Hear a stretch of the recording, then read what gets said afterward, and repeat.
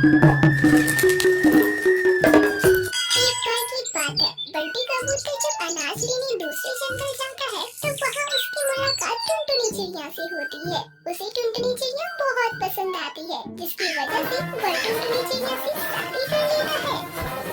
शादी के बाद जब बंटी कबूतर टुनटुनी चिड़िया को अपने साथ लेकर घर जाता है तब बंटी की माँ बबली कबूतरी अपनी बहू को देखकर बहुत खुश होती है। अरे बंटी, तू तो बहू रानी बहुत सुंदर लाया है। हाँ माँ, तेरे भरोसे रहता ना तो तू तो मेरे लिए घरेलू चिड़िया ही लेकर आती। अरे कमबख्त, अगर तू इसे लाया है तो क्या ये घर के काम नहीं करेगी? अरे माँ जी, ये आप कैसी बातें बोल रही हो? मैं आप सभी की दिलो जान से सेवा करूंगी। अरे बहू, तेरे जेवर तो कितने सुंदर हैं और तूने कितनी सारी जेवरें पहन रखी है। लगता है तेरे माता पिता बहुत अमीर हैं। जी माँ जी, वो तो है। और मेरे माता पिता ने मुझसे एक बात बोली है कि ससुराल जाकर मैं अपनी सारी जेवरें अपनी सास को दे दूं। टुनटुनी चिड़िया की यह बात सुनकर बबली कबूतरी अंदर ही अंदर फूले न समाती है। अरे बंटी बेटा, तेरी बीवी तो सुंदर होने के साथ साथ समझदार भी है। थोड़ी देर बाद माँ जी, ये लीजिए मेरी सारी जेवर,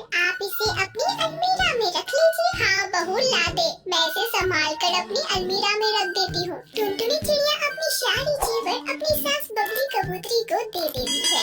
अगली सुबह जब बबली कबूतरी सोकर जगती है तो वह देखती है कि उसके गले की सोने की चेन गायब है। अरे टुनटुनी बहू, इधर आ जल्दी। अरे माँ, क्या हुआ? क्यों इतनी सुबह सुबह तू शोर मचा रही है? अरे बेटा, मेरे गले में जो वो 10 तोले की सोने की चेन थी ना, मेरे गले में वो नहीं है। लगता है किसी ने चुरा ली बेटा। अरे माँ जी, आपकी चेन भला कौन चुराएगा? मुझे लगता है कि आपने उसे खोलकर कहीं रख दिया है और आप भूल गई हो। अरे नहीं नहीं बहू, मैंने जब उसे उतारा ही नहीं तो रखने का सवाल ही पैदा नहीं होता। अच्छा माँ जी, अब मुझे याद आया ना, कल आप बाजार गई थी। लगता है किसी चोर ने आपकी चेन चुरा ली। और माँ जी, आपको तो पता है ना, भीड़ भड़ाके वाले इलाकों में कितने चोर होते हैं। अरे हाँ बहू, मैं तो भूल ही गई थी कि कल मैं बाजार गई थी और मैं सुबह से परेशान हो रही थी कि घर में से चेन कहाँ गायब हो गई। तब बंटी कबूतर अपनी माँ से बोलता है, माँ, मैं देख रहा हूँ इधर से तुम बहुत भुलक्कड़ हो गई हो। तुम एक काम करो, घर की सारी चाबियाँ तुम टुनटुनी को दे दो। हाँ बेटा, तू सही कह रहा है। मैं अभी सारी चाबियाँ टुनटुनी बहू को दे देती हूँ। बबली कबूतरी घर की सारी चाबियाँ टुनटुनी चिड़िया को दे देती है। माँ जी, मैं ये चाबियाँ रखकर क्या करूँगी? माँ जी, इसे आप ही रखिए। नहीं नहीं बहू, अब इसे तू ही रख। तू देख रही है ना मेरी याददाश्त कितनी कमजोर होती जा रही है। ऐसे ही कुछ महीने बीत जाते हैं। अब टुनटुनी चिड़िया पूरे घर पर अपना विश्वास जमा चुकी थी।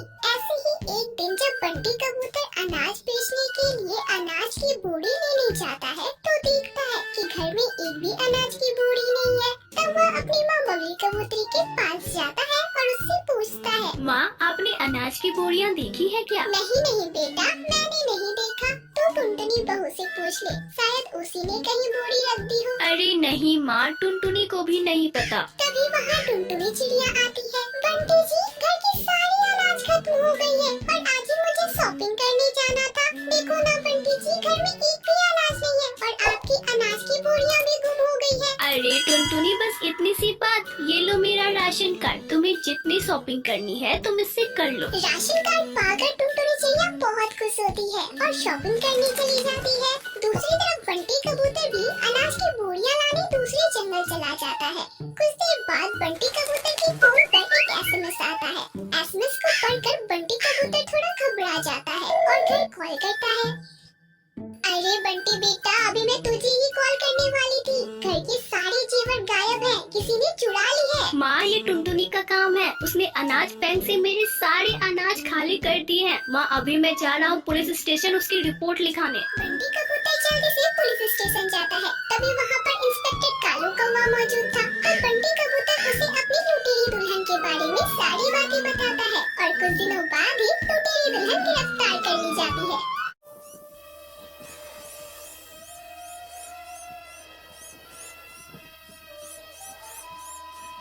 बंटी कबूतर की पत्नी टूनी चिड़िया ने कल ही एक बहुत ही प्यारी और मासूम सी चिड़िया को जन्म दिया।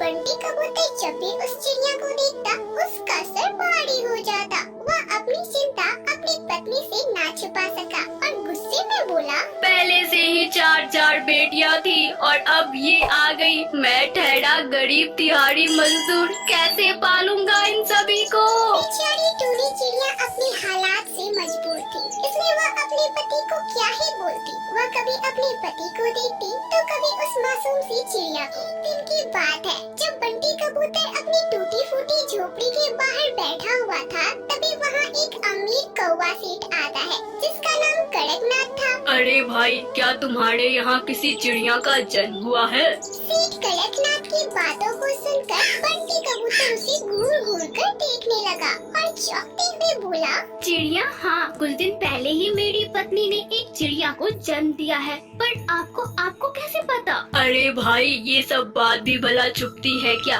खैर छोड़ो, मैं निसंतान हूँ और तुम्हारी चिड़िया को गोद लेना चाहता हूँ। क्या तुम मुझे अपनी चिड़िया दोगे? बंटी कबूतर एक बार फिर उसे घूर घूर कर देखने लगा और उससे बोला, अरे साहब, मैं ठहरा गरीब मजदूर, किसी तरह 2 वक्त की रोटी कमाता हूँ साहब और अपने परिवार का भरण पोषण करता हूँ। आप मेरे पास आए यह कोई चमत्कार से कम नहीं है। आप ले जाओ इस चिड़िया को साहब, आपके पास रहेगी तो इसकी तो जिंदगी ही बदल जाएगी साहब। मेरे पास रहेगी तो मेरे पास भूख और बीमारी के अलावा इसे कुछ नहीं मिलेगा। बंटी कबूतर ने अपनी छोटी सी बच्ची को सेठ कड़कनाथ के हवाले कर दी। सेठ कड़कनाथ ने उस बच्ची को लिया और चल पड़ा। रास्ते में एक बहुत बड़ा नदी दिखाई पड़ा। वह नदी के किनारे जा खड़ा हुआ। आज मैं अपने बेटे का भाग्य अपने हाथों से लिखूंगा। आज मैं उसके भाग्य में लिखी वो बात मिटा दूंगा जो मैं नहीं चाहता। इतना कहकर सेठ कड़कनाथ उस नन्ही सी बच्ची को नदी में फेंक देते हैं। सेठ कड़कनाथ एक बहुत ही बड़े ज्योतिषी थे। वे भविष्य देख सकते थे। इतना ही नहीं, अगर वे किसी के बारे में कुछ कह देते थे तो वह होना निश्चित था। कुछ दिन पहले ही सेठ कड़कनाथ अपने बेटे की जन्म कुंडली देख रहे थे। अरे ये कैसे हो सकता है? ये कदापि संभव नहीं है। मेरे इकलौते बेटे की शादी एक दिहाड़ी मजदूर की बेटी के साथ होगा? नहीं, मैं ये कभी नहीं होने दूंगा। सेठ कड़कनाथ ने अपनी आंखें बंद की और दिव्य शक्ति से उस चिड़िया को देख लिया। उसके बाद आंखें खोलकर वे बोले, अगर मैं भविष्य देख सकता हूँ तो उसे मैं बदल भी सकता हूँ। मैं अपने बेटे का भविष्य बदल दूंगा, मार दूंगा मैं उस चिड़िया को। दूसरी ओर वह नन्ही चिड़िया नदी के बहाव में बहती चली जाती है और कहते हैं ना, जिसको राखी साइयां मार सके ना कोई। तभी वहाँ एक कमल का पुष्प बहता हुआ आ जाता है और नन्ही सी चिड़िया उस कमल के पुष्प के ऊपर जा बैठती है। वह कमल का पुष्प नदी की धारा में बहते जा रहा था। नदी की दूसरी ओर एक धोबन कपड़े धो रही थी। तभी अचानक से उसकी नजर उस कमल के पुष्प पर पड़ती है तो वह देखती है एक मासूम सी चिड़िया उसमें रोई जा रही है। वह उस मासूम सी बच्ची के पास जाती है और उसे नदी से बाहर निकालती है। देवा रे देवा, किस निर्दयी ने इस बच्ची को पानी में डाल दिया। अरे अगर पाल नहीं सकते तो पैदा क्यों करते हैं। अरे बिटिया, तू क्यों रो रही है? मैं हूँ ना बिटिया, मैं तेरा ध्यान रखूंगी। मत रो बेटी, मत रो। उस धोबन का नाम बबली था। बबली के पति का देहांत 2 साल पहले ही हो गया था। उसके जीवन में कोई नहीं था, वह अकेली थी। तो उसने इस बच्ची को गोद लेने का फैसला किया और उसने इसका नाम टुनटुनी रखा। समय बीतता गया। अब टुनटुनी चिड़िया बड़ी हो गई थी। इसी बीच बबली कबूतरी की भी मौत एक दुर्घटना में हो गई थी। दूसरी तरफ सेठ कड़कनाथ का बेटा भी जवान हो गया था। एक शाम की बात है, सेठ कड़कनाथ का बेटा शाम का आनंद लेने के लिए घूमने निकला। घूमते घूमते रास्ते में अचानक से तेज तूफान और बारिश होने लगी। इतनी तेज बारिश हो रही है, ऊपर से ये तूफान। तभी बारिश और तेज हो जाती है और तेज तूफान के साथ कालू कौवा नदी में नीचे गिर जाता है। वह बहुत देर तक हाथ पैर मारता है पर नदी से बाहर नहीं निकल पाता और थक कर बेहोश हो जाता है और नदी की धारा के साथ बहते चला जाता है। और टुनटुनी चिड़िया नदी में पानी पीने आई थी और इतनी तेज बारिश को देखकर वह घर लौटने का सोच रही थी। तभी अचानक से उसे कालू कौवा बहते हुए दिखाई देता है। अरे ये कौन है जो नदी के बहाव में बहता जा रहा है? टुनटुनी चिड़िया बिना कुछ सोचे समझे उस तूफान में नदी में चली जाती है और लहरों से लड़कर कालू कौवे की जान बचाती है। अरे मैं कहाँ हूँ और आप कौन हैं? तब टुनटुनी चिड़िया ने कालू कौवे को सारी बातें बताई। ये सब जानकर कालू कौवे को टुनटुनी से प्यार हो गया और उसने उसी क्षण टुनटुनी से अपने प्यार का इजहार कर दिया। टुनटुनी ने कालू कौवे के प्यार को स्वीकार किया और कुछ दिनों बाद ही दोनों ने शादी कर ली। शादी के बाद कालू कौवा टुनटुनी चिड़िया को अपने साथ लेकर अपने पिता के घर गया और अपने पिता सेठ कड़कनाथ कौवे को सारी बातें बताई। क्या तुमने शादी कर ली? और ये लड़की कौन है? अरे इसका गोत्र क्या है और ये किस खानदान से है? तब टुनटुनी चिड़िया ने सेठ कड़कनाथ को सारी बातें बताई। टुनटुनी चिड़िया की बातें सुन सेठ कड़कनाथ ने अपना सर पीट लिया और मन ही मन सोचने लगा, हे भगवान, ये क्या? इस काले अध्याय को मैंने कुछ साल पहले अपने हाथों से मिटा दिया था। मैं इस तिहाड़ी मजदूर की बेटी को कभी बहू स्वीकार नहीं कर सकता। मैं हार नहीं मानूंगा। मैं इसे अपने बेटे की जिंदगी से बाहर फेंक दूंगा। कुछ दिन बाद जब कालू कौवा अनाज लाने के लिए दूसरे शहर गया, तब सेठ कड़कनाथ ने टुनटुनी चिड़िया को मारने की योजना बनाई। वह एक सपेरे के पास गया और उससे एक बहुत ही जहरीला सांप खरीद लाया। आज मैं फिर से अपने बेटे का भविष्य बदलने जा रहा हूँ। इस सांप को टुनटुनी के कक्ष में छोड़ देता हूँ। जैसे ही यह सांप उसे काटेगा, उसकी मौत हो जाएगी और उसके बाद मैं अपने बेटे की शादी एक बहुत ही अच्छी चिड़िया के साथ कर दूंगा। चलो अब इस सांप को छोड़ देता हूँ। जैसे ही सेठ कड़कनाथ ने पिटारे से उस जहरीले सांप को निकाला, उस जहरीले सांप ने सेठ कड़कनाथ को ही डस लिया। सेठ कड़कनाथ डर से कराहने लगा। अरे ये क्या? मुझे बचाओ! अरे मुझे सांप ने काट लिया। कोई मेरी रक्षा करो। अरे ये तो पिताजी की आवाज है। पिताजी आप घबराइए नहीं, मैं हूँ ना, मैं आपको बचा लूंगी। टुनटुनी चिड़िया अपनी जान की परवाह किए बिना सेठ कड़कनाथ के पंखों से सांप के सारे जहर को चूस कर बाहर फेंक देती है। तभी कालू कौवा भी घर आ जाता है और जल्दी से वैद्य को कॉल करता है। वैद्य जी सेठ कड़कनाथ की जांच करते हैं। कुछ देर बाद सेठ कड़कनाथ कौवे को होश आ जाता है। सेठ कड़कनाथ जी, आपको तो अपनी बहू पर गर्व होना चाहिए। आज उसी की वजह से आपकी जान बची है। अगर वह ना होती तो आप इस दुनिया में ना होते। उसने समय पर आपके शरीर से सारा जहर चूस कर बाहर फेंक दिया। जिस चिड़िया को मैंने सदैव मारना चाहा, आज उसी ने मेरी जान बचाई। हे प्रभु, मुझे माफ कर दे, मुझे माफ कर दे। मुझसे बहुत बड़ी भूल हो गई प्रभु। टुनटुनी बहू, मुझे माफ कर दो। मुझसे बहुत बड़ी गलती हो गई बहू, मुझे माफ कर दो। मेरे बच्चों, तुम दोनों सदैव खुश रहो। मेरा आशीर्वाद सदैव तुम्हारे साथ। एक बार की बात है, बंटी कबूतर जब अनाज लेने दूसरे जंगल जाता है, तो वहाँ उसकी मुलाकात टुनटुनी चिड़िया से होती है। उसे टुनटुनी चिड़िया बहुत पसंद आती है, जिसकी वजह से वह टुनटुनी चिड़िया से शादी कर लेता है। शादी के बाद जब बंटी कबूतर टुनटुनी चिड़िया को अपने साथ लेकर घर जाता है, तब बंटी की माँ बबली कबूतरी अपनी बहू को देखकर बहुत खुश होती है। अरे बंटी, तू तो बहू रानी बहुत सुंदर लाया है। हाँ माँ, तेरे भरोसे रहता ना तो मेरे लिए घरेलू चिड़िया ही लेकर आती। अरे कमबख्त, अगर तू इसे लाया है तो क्या ये घर के काम नहीं करेगी? अरे माँ जी, ये आप कैसी बातें बोल रही हो? मैं आप सभी की दिलो जान से सेवा करूंगी। अरे बहू, तेरे जेवर तो कितने सुंदर है और तूने कितनी सारी जेवर पहन रखी है। लगता है तेरे माता पिता बहुत अमीर हैं। जी माँ जी, वो तो है। और मेरे माता पिता ने मुझसे एक बात बोली है कि ससुराल जाकर मैं अपनी सारी जेवरें अपनी सास को दे दूं। टुनटुनी चिड़िया की यह बात सुनकर बबली कबूतरी अंदर ही अंदर फूले न समाती है। अरे बंटी बेटा, तेरी बीवी तो सुंदर होने के साथ साथ समझदार भी है। थोड़ी देर बाद, माँ जी ये लीजिए मेरी सारी जेवर, आप इसे अपनी अलमीरा में रख लीजिए। हाँ बहू, ला दे, मैं इसे संभाल कर अपनी अलमीरा में रख देती हूँ। टुनटुनी चिड़िया अपनी सारी जेवर अपनी सास बबली कबूतरी को दे देती है। अगली सुबह जब बबली कबूतरी सोकर जगती है, तो वह देखती है कि उसके गले की सोने की चेन गायब है। अरे टुनटुनी बहू, इधर आ जल्दी। अरे माँ, क्या हुआ? क्यों इतनी सुबह सुबह तू शोर मचा रही है? अरे बेटा, मेरे गले में जो वो 10 तोले की सोने की चेन थी ना, मेरे गले में वो नहीं है। लगता है किसी ने चुरा ली बेटा। अरे माँ जी, आपकी चेन भला कौन चुराएगा? मुझे लगता है कि आपने उसे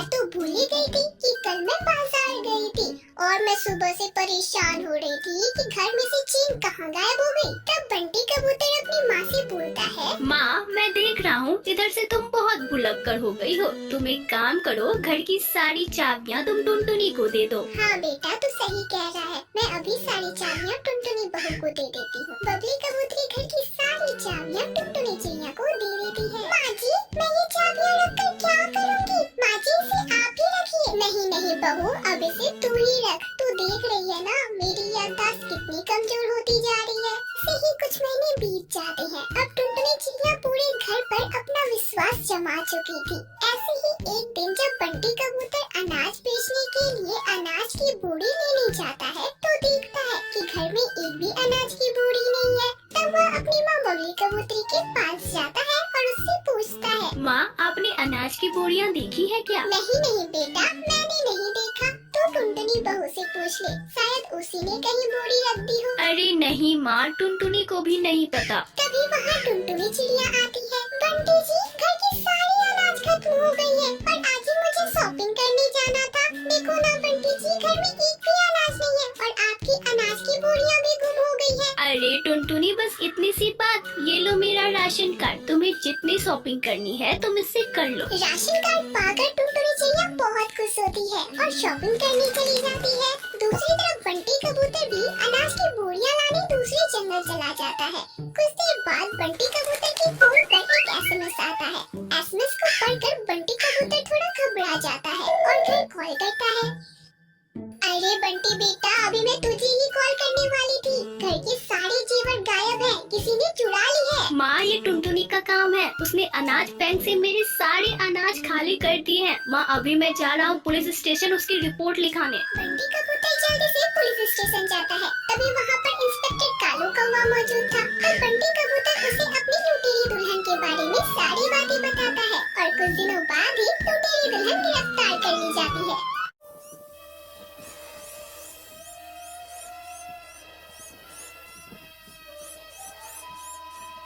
बंटी कबूतर की पत्नी टूनी चिड़िया ने कल ही एक बहुत ही प्यारी और मासूम सी चिड़िया को जन्म दिया।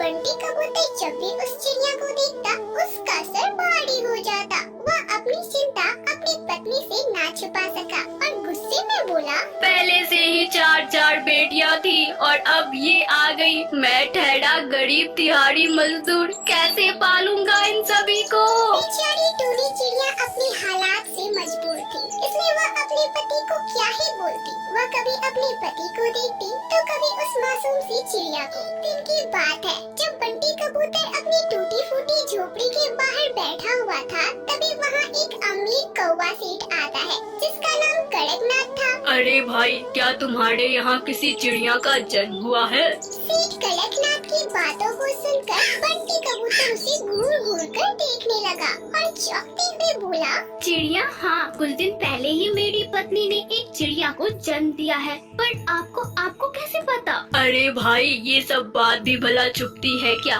खैर छोड़ो, मैं निसंतान हूँ और तुम्हारी चिड़िया को गोद लेना चाहता हूँ। क्या तुम मुझे अपनी चिड़िया दोगे? बंटी कबूतर एक बार फिर उसे घूर घूर कर देखने लगा और उससे बोला, अरे साहब मैं ठहरा गरीब मजदूर, किसी तरह 2 वक्त की रोटी कमाता हूँ साहब और अपने परिवार का भरण पोषण करता हूँ। आप मेरे पास आए यह कोई चमत्कार से कम नहीं है। आप ले जाओ इस चिड़िया को साहब, आपके पास रहेगी तो इसकी तो जिंदगी ही बदल जाएगी साहब। मेरे पास रहेगी तो मेरे पास भूख और बीमारी के अलावा इसे कुछ नहीं मिलेगा। बंटी कबूतर ने अपनी छोटी सी बच्ची को सेठ कड़कनाथ के हवाले कर दी। सेठ कड़कनाथ ने उस बच्ची को लिया और चल पड़ा। रास्ते में एक बहुत बड़ा नदी दिखाई पड़ा। वह नदी के किनारे जा खड़ा हुआ।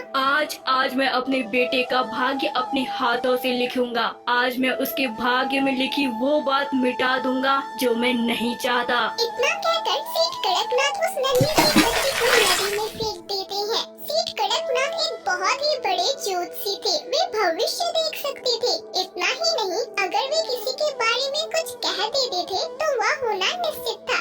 कुछ दिन पहले ही सेठ कड़कनाथ अपने बेटे की जन्म कुंडली देख रहे थे अरे अरे, ये कैसे हो सकता है? ये कदापि संभव नहीं है। मेरे इकलौते बेटे की शादी एक दिहाड़ी मजदूर की बेटी के साथ होगा? नहीं, मैं ये कभी नहीं होने दूंगा। सेठ कड़कनाथ ने अपनी आंखें बंद की और दिव्य शक्ति से उस चिड़िया को देख लिया। उसके बाद आंखें खोलकर वे बोले, अगर मैं भविष्य देख सकता हूँ तो उसे मैं बदल भी सकता हूँ। मैं अपने बेटे का भविष्य बदल दूंगा, मार दूंगा मैं उस चिड़िया को। दूसरी ओर वह नन्ही चिड़िया नदी के बहाव में बहती चली जाती है और कहते हैं ना, जिसको राखें साया मार सके ना कोई। तभी वहाँ एक कमल का पुष्प बहता हुआ आ जाता है और नन्ही सी चिड़िया उस कमल के पुष्प के ऊपर जा बैठती है। वह कमल का पुष्प नदी की धारा